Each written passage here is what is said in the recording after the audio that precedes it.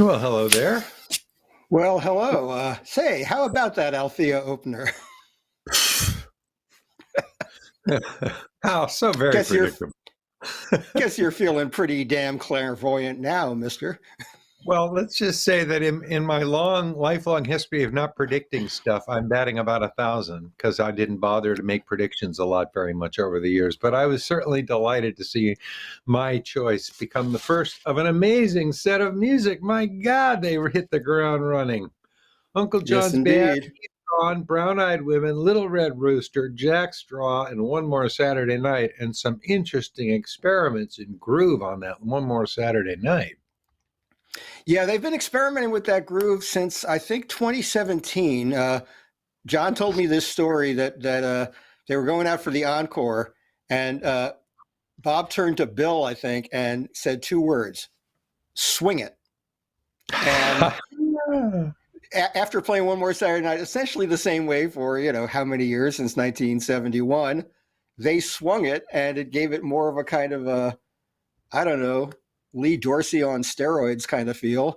And it just, I love the way they do it. And sometimes they go back to the older arrangement. Sometimes they mix the two up.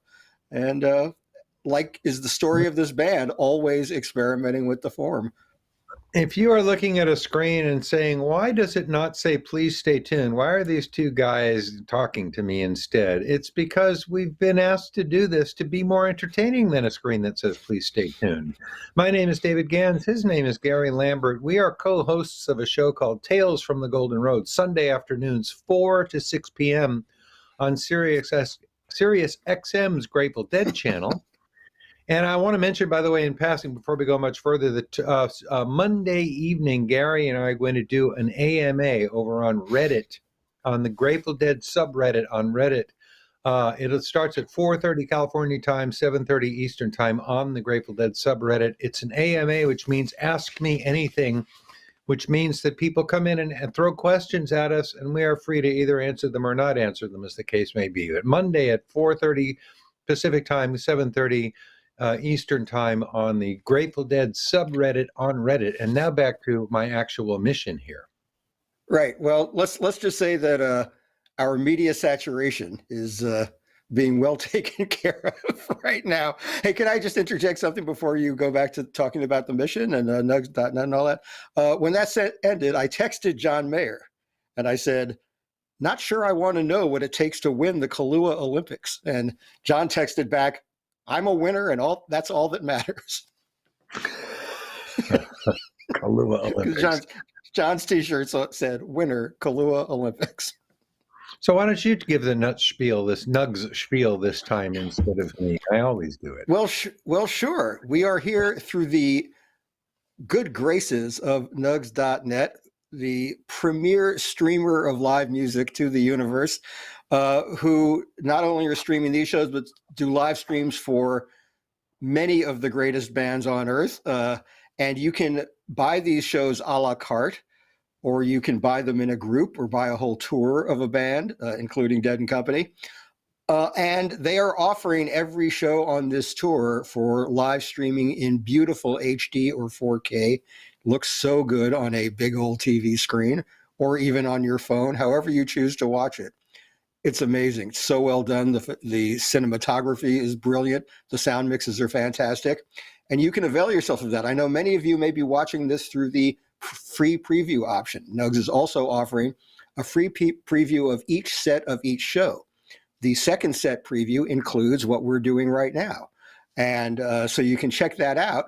And if this so excites you, or more likely, if the first song of the second set so excites you, you can then go back and purchase the entire live stream of the show, go back and watch the first set, and perhaps watch subsequent shows in the tour, because they've all been well worth watching. And Nugs.net also sells subscriptions through which you can get audio streaming of an immense library of music. They have been presenting live recordings of bands for a long time now. I don't know the exact date they started this, but it's 20 years. Right. And you have bands like Dead and Company, you have Wilco and Bruce Springsteen and the Rolling Stones, and many others. It's an incredibly deep library of music that you can listen to on your phone anytime. If you subscribe to the audio streaming or downloads of these shows, you can also have the music on your phone a half hour to an hour after tonight's show ends. It's a miracle of the modern age, and I love availing myself of it, and you might want to try it too. So thank you to Nugs.net. I want to thank Nugs.net for giving us this gig, Brad Serling, the head man, and we have to thank Jacob Lima, who's been running the show from these venues under trying logistical and technical conditions sometimes, under trying weather conditions. He's always gotten to the venue, gotten set up, gotten this thing going at halftime. Doing a fantastic job. So, Jacob, we can't thank you enough. Nugs.net and Dead & Company Management for thinking this was a good idea. Yeah, so, indeed. Thanks to all. End of spiel. We're having a great time doing it. And now let's bring our guest in. We are really, really happy to have with us this evening Trixie Garcia. Hello. Hey. Hey, guys. Great to be here. Great to have you. Yeah, it's great to have you. You're at home in Northern California? Yeah, I'm in Sonoma County. We had rain for the first time in a long time today, so we're having positive weather events. I'm glad that the show went on tonight. The band seemed really enthusiastic, and if that was the first set, I know the second set is going to be really amazing. Today is also, among other things, the day there was a ribbon cutting down in San Francisco for the Jerry Garcia Amphitheater at McLaren Park. And I know your old man would be pleased that he's being honored by a performing space in an outdoor venue in beautiful San Francisco, California. There could hardly be a better spot to remember Jerry than that space. Now, tell us about that a little bit.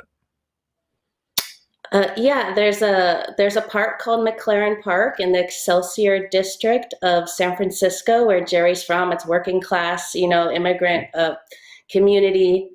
And this is an open air amphitheater that's free to the public. And it's where they hold the annual Jerry Day, which is a free, Jerry tribute show. And the city of San Francisco just invested a bunch of money bringing that place, up to a higher level of functionality and beauty. And it's a good testament to how much Jerry means to the city of San Francisco. So we're happy to see that, because a couple of years ago, they were trying to rename it. Some corporate sponsor wanted to come in and rename it the Levitt Pavilion Group. So we convinced San Francisco not to do that. So that's a happy thing. I'm just so happy to see everybody. I love watching the front row, and I see so many familiar faces. Yeah. Yeah. It really is inspiring that Jerry's music is still moving people in this way, that people are inspired to play his music in so many different ways, that the music is still evolving, it's still mutating, it's still expressing itself in new ways. And that was a hallmark of the way Jerry approached music. He didn't want to play like anyone else played. He borrowed elements from lots of music, but it all came out sounding like him. And I think Dead & Company is keeping that standard up, and it's a beautiful thing to see. I really like to hear those moments, with the touch of reggae comes in. It's always evolving. There's kind of the improv element needs to stay there, and all these guys are great. I'm really enjoying the energy. Yeah, they're fantastic players, just fantastic players. I would like to talk with you a little bit about Garcia Handpicked. I recently made my way down to a dispensary in downtown Oakland and I walked in and I said, I want to try Garcia Handpicked. Give me the dankest indica you've got. And they sent me out of there with a jar of something called peanut butter souffle. And I have to tell you, I'm playing a live show every day from my studio here where I'm sitting right now. And it is very, very musical pot. I have a nice little pipe load of that before I start playing, and it just makes me feel good about what I'm doing. And that's what you want in a line of cannabis. So thank you. The Garcia Handpicked cannabis launch has been a success. We are a legacy brand and not a celebrity brand, I guess. So, there's a whole lot more that we're thinking about than just trying to use the name to get people to buy weed. It's we're in 3 states. We're in Massachusetts, Maryland, and California. And in California, we're able to feature some sun-grown cannabis, which is really cool. And we've partnered with a lot of smaller farms, or boutique cannabis scene is going on. So it's a great community to be a part of. It's a natural fit. I know that I saw people sparking up, in the front row. So I'm glad to see that that's still a tradition, at the concerts. There's nothing I hate more than being yelled at by a security guard. So I will not be the first one to spark up at a show, but I'm glad people do. Yes, indeed. It occurs to me also, I like the way that you make that distinction between legacy and celebrity, because I don't think Jerry had much regard for his celebrity at all. If he wanted to be known for anything, it was the work he did. It was the music. And I'm really happy that the Garcia family enterprises, while they're bringing us a lot of Jerry's music and the Garcia Live series and box sets, a lot of archival stuff, is also carrying on that aspect of Jerry's legacy that was about giving something back. A lot of the charitable gestures. And just recently there was the Days Between celebration, which you all had to do last year in virtual form. Everything was on Zoom or something similar. But this year you were actually able to get some live music out there and celebrate Jerry really in his natural habitat, of people playing his music live for other people. I think that there was no hesitation for people to get out and start playing and rebuilding, their communities, reassuring each other that they're still there and, still, although separated, on the same vibe still. And we always try and have a charitable component. I definitely support Rex Foundation.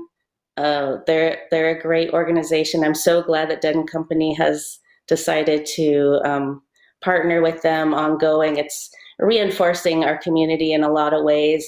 And a lot of grassroots organizations are going to get some money to do some really influential stuff, impactful.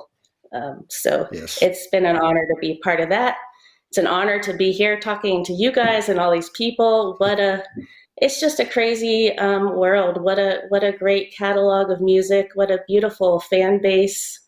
I'm just blown away to see every time. Just the greatest. So well, I have to volunteer from our side that you have done just a splendid job of representing the family in the world, showing up at events and baseball games and gallery openings and stuff. You present yourself and the family and everything else really, really beautifully, and we appreciate it. Yes. And showing up for people like us on these things is really appreciated as well. Yes, it's kind of fun. I'm like, can I put on like a GoPro camera and go walk it around get my own stream and like wander around and check out the dancing and stuff, I love the community. I try not to think too much about, I should be a musician and whatever, be up there. No, I can just be me. I feel the same connection that all of you feel to this music. And all I want to do is share it with the world. So thank you guys. That was what Jerry advised us all to do, to be ourselves, so you're doing it. Yes, I am. I think you guys have a great gig hanging out and chatting during the shows. Yeah, I've been going back and forth through my longing to be at the show, especially when I see friends of mine on the rail and all that, and having this great gig. And no matter where I am, I've been glued to this couch a lot over the past year and a half. I'm still getting that pleasure out of the music, and it's kind of nice to do it in a different form than I've done it for more than 50 years. So it's a nice it gives an alternative perspective. You reconsider your engagement with the music and the scene. And I know I'll be back out there live soon enough, but for now, I ain't complaining. It's also just amazing to be able to watch the hands on the instruments and watch the faces of the singers and stuff. I mean, it's always been great to be in the room where it happens, but it's also really nice to be on the couch watching it happen from an even better perspective. And It's so true. the Mickey Hart beam cam stuff in drums is always fun, especially when it gets all kind of psychedelic and posterized and stuff, and you see like this deeply etched Mickey Hart, like the side of Mount Rushmore or something, while he's bowing his beam. Fabulous. It's wonderful to watch. The Mickey cam. He is like a rocky structure to his face. It's jagged mountain tops. I really loved the exchange that Mayer and Chimenti were having during the last song. Was pretty cool. I look for all those things, and they seem to be having a good time. And that little thing of like, I'm proud of that lick. Oh, did you? The little musician moment where you're really proud of what you're sharing with somebody. It's neat. There's so many nuances to the whole scene. It's a cool thing. I'm happy to be a part of it.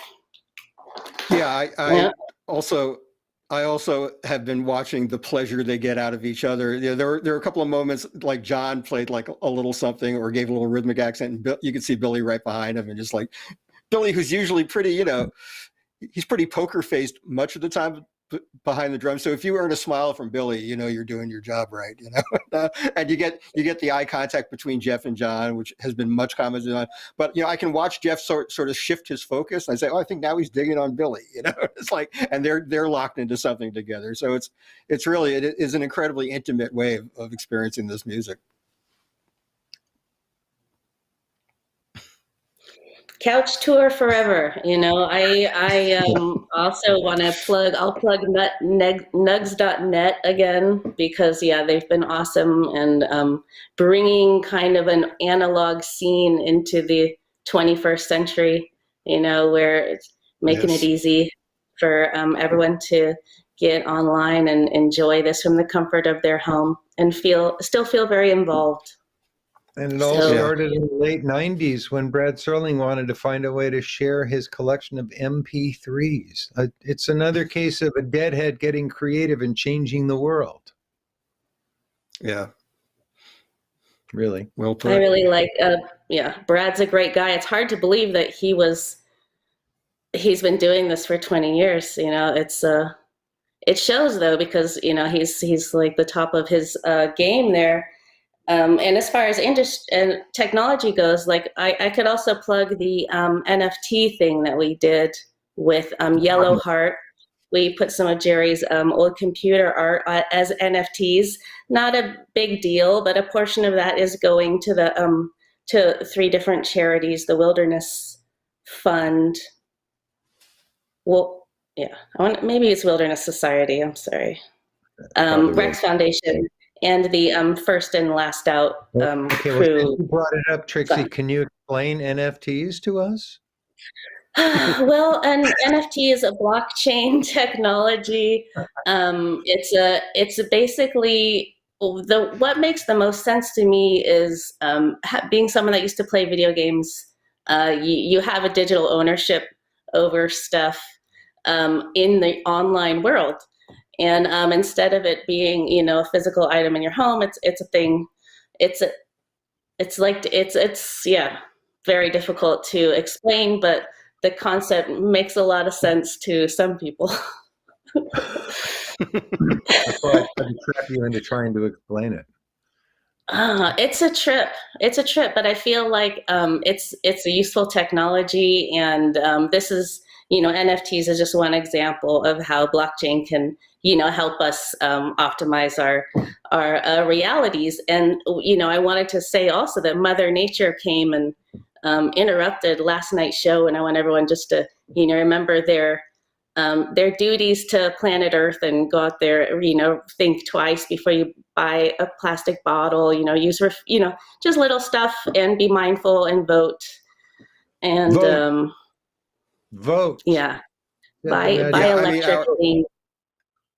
Yeah, electrically. We talk a lot also, in addition to the Rex Foundation, about Headcount, who are one of the major partners with Dead and Company and many other bands. Voting gets to determine what kind of policy is going to exist on climate change in this country, and this country holds tremendous sway over the world in that. So every little decision you make about how engaged you're going to be affects everyone's life. And voting is also important to people who are cannabis advocates. Voting is the reason why it's legal and recreational in a lot of states now, and it's a wave that's crossing the country. The fiscal conservatives have recognized that there's tax money in it, and the rest of us have recognized that it's been a cool thing to have been doing all along, and thank God we're not going to get thrown in jail for it anymore. But as Andy Bernstein from Headcount noted in our discussion the other night, it's a great way to get people interested in civic life because it's a topic that a lot of people have a direct personal interest in, voting to legalize cannabis.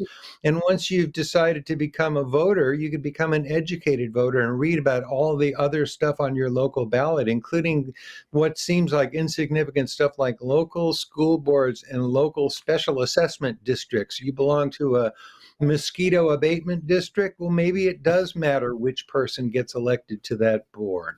So I actually read all that stuff and I make an informed choice. I have not missed an election since 1972, and it is so very important, not just for the big issues and not just for the issues that affect you directly, but issues that affect your whole community and your whole region and your whole state and your whole country and your whole planet. David Gans and I are both in the district with Barbara Lee, the sole dissenter to the war in Afghanistan. So, yeah, it can be very empowering. Politics can be very empowering. Barbara Lee's a great point of pride for all of us.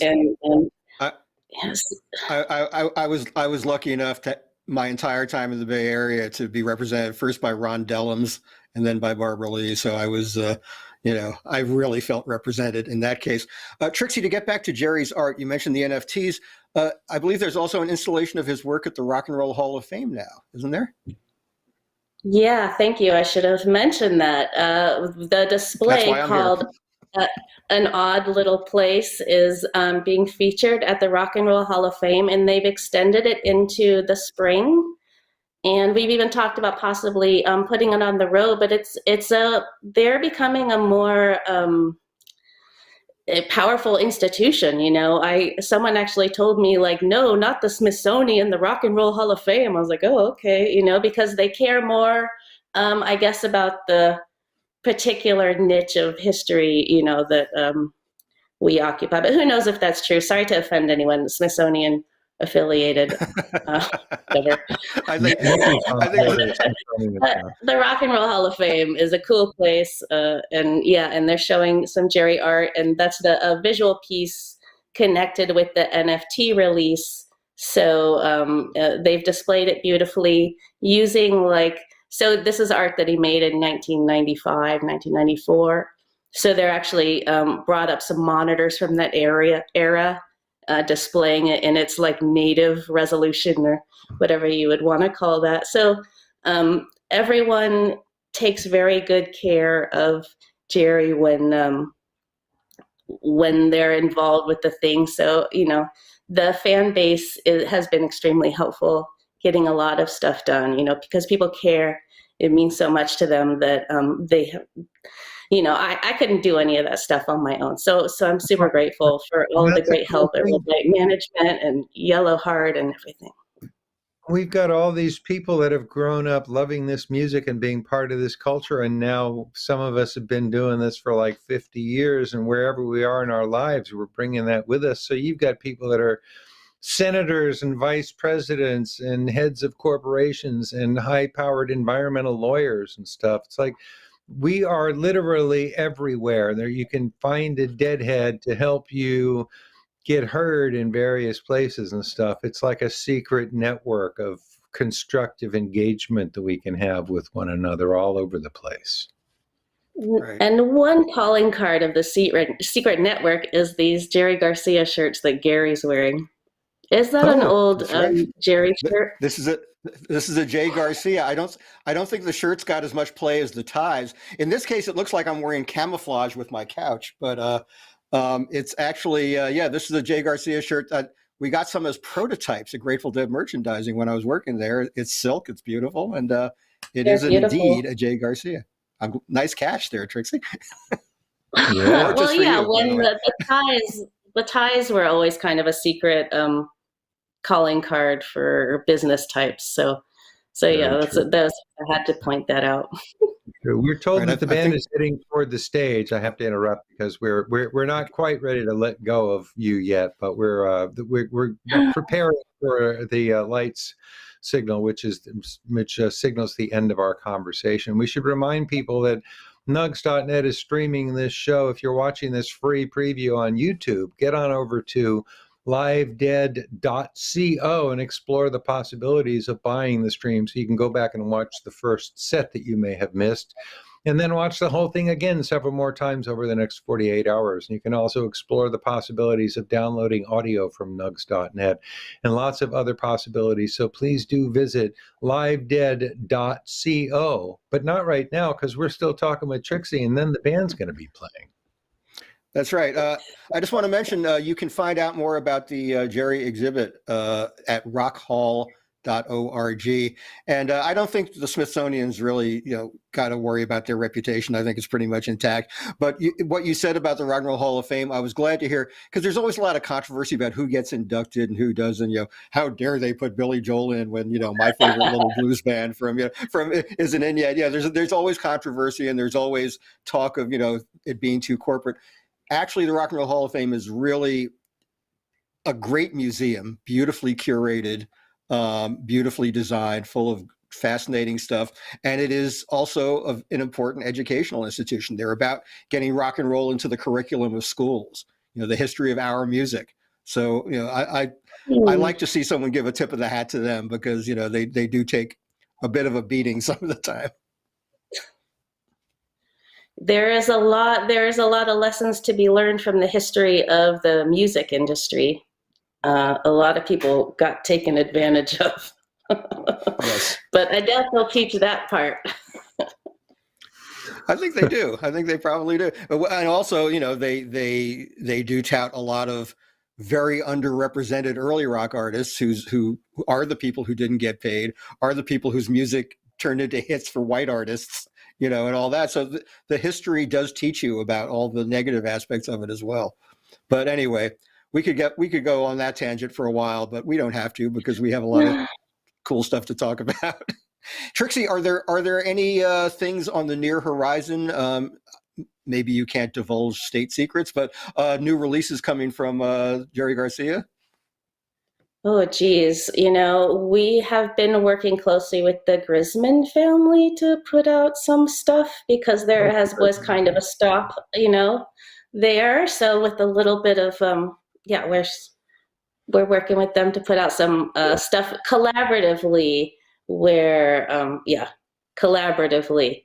before typically the Grisman has their own acoustic site. It's escaping me right now. Acoustic Oasis is their Acoustic Oasis, sorry. And fabulous people, fabulous site, but we hadn't had the chance to let my, crazed marketing people at Red Light Management and stuff do something. So hopefully it'll be something nice. I've also been working with the Owsley Stanley Foundation.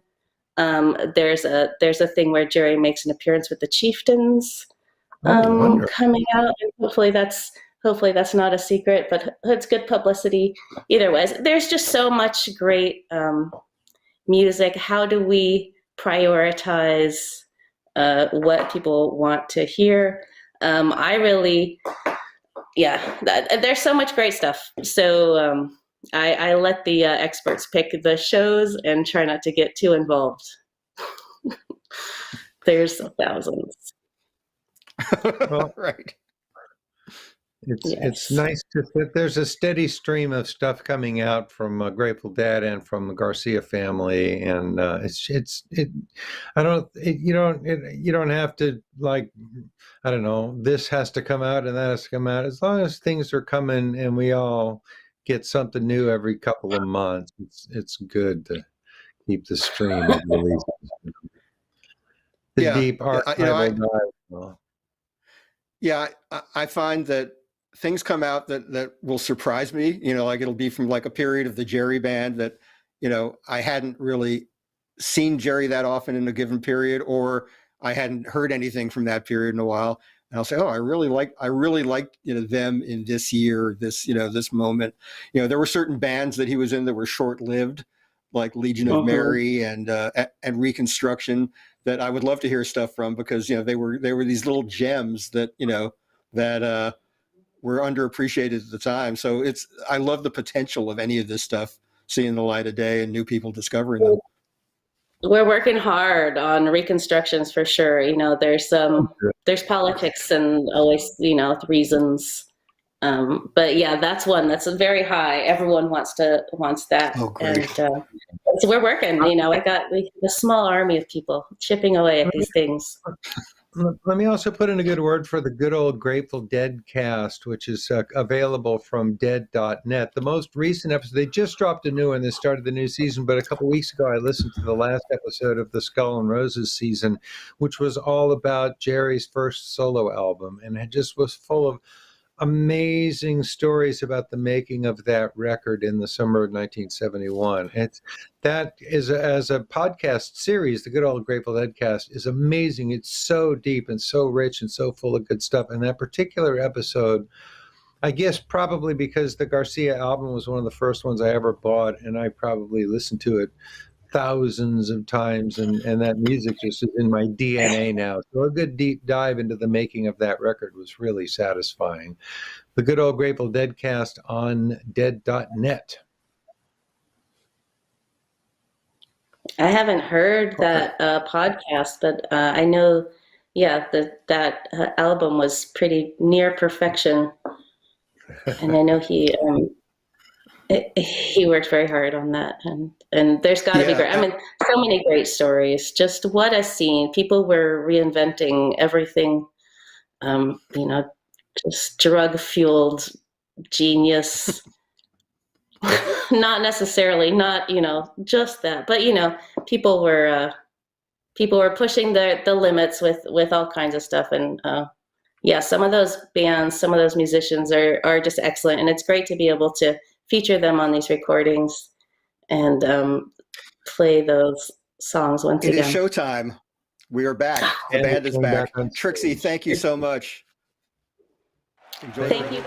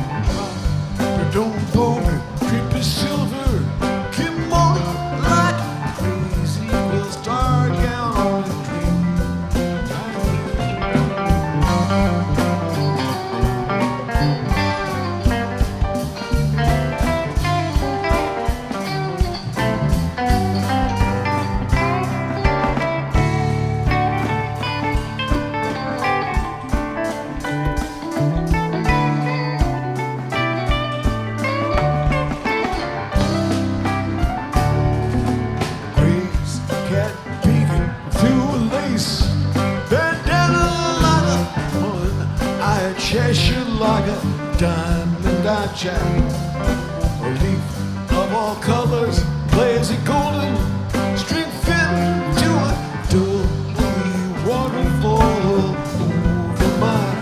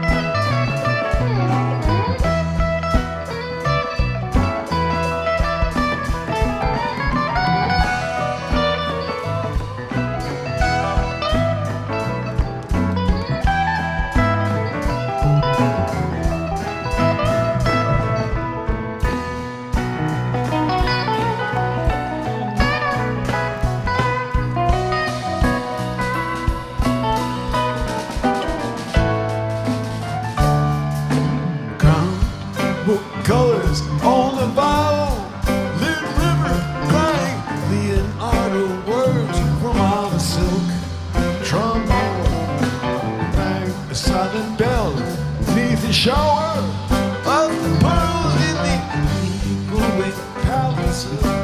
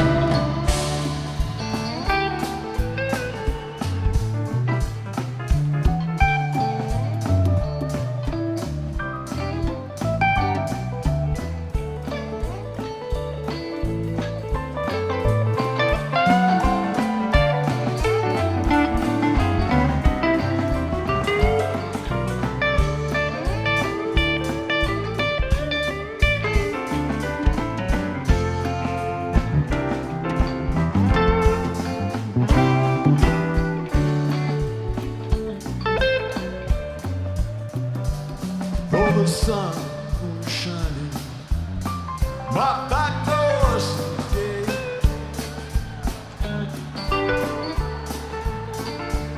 Though the sun gonna shine, my back doors today.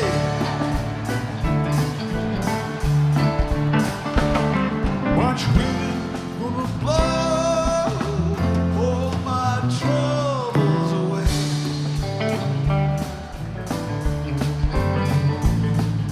I wish I was